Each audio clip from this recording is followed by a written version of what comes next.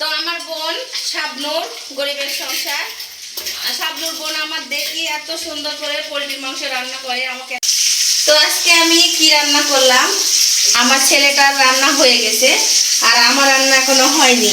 এই তো আমি ছোট আলু দিয়ে, সিম দিয়ে, বেগুন দিয়ে, মাছ দিয়ে রান্না করব। তো সবাই আমার সাথে থেকে আমার রান্নাটা দেখবেন। এই তো এদিকে আসেন।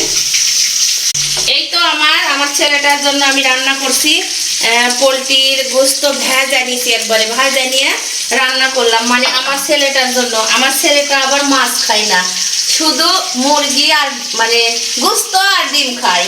আর এই তো দেখেন আমার মাছ ভাজিগুলো করে নিচ্ছি, মানে তেলাপিয়া মাছ। এইগুলো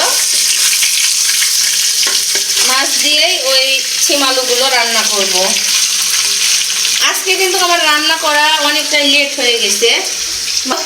আজকে আমার রান্না করতে অনেকটাই লেট হয়ে গেছে। কারণটা হলো আজকে আমি উঠছি, বিছনার থেকে উঠছি দেরি করে, এই জন্য আমার রান্না করতে দেরি হয়ে গেছে।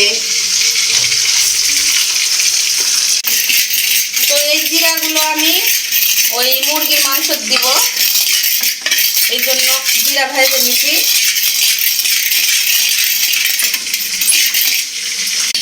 তো আমার বোন শাবনূর গরিবের সংসার। শাবনূর বোন আমার দেখি এত সুন্দর করে পোলট্রির মাংস রান্না করে, আমাকে এত ভালো লাগে। মানে বোন আমার ইয়ে করে, এই জিরা আবার ধনে এগুলো মনে হয় সবগুলাই মনে হয় একসাথে ভাজে নাকি জানি না, কিন্তু বেশিরভাগ দেখি জিরা ভাজা দেয় তরকারি, এই কারণে তরকারি অনেক স্বাদ হয়। তা আমি দেই না, কিন্তু আজকে আমি দিচ্ছি যে আমার বোনের মতো যেন স্বাদ আসে আর কি তরকারিতে।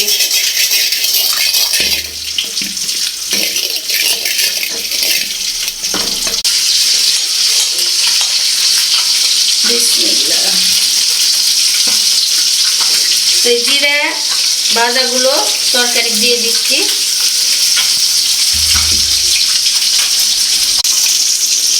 সুন্দর কালার আসছে না?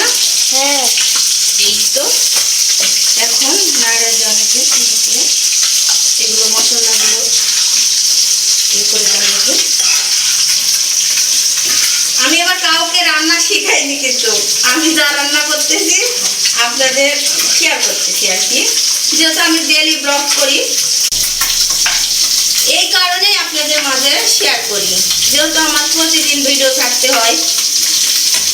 আমি আবার কাউকে রান্না শিখাই না। এই তো দেখেন কালারটা আসছে। তো আমার ভিডিওটা কেমন লাগলো আপনারা সবাই কমেন্টে জানাবেন, আর ভালো লাগলে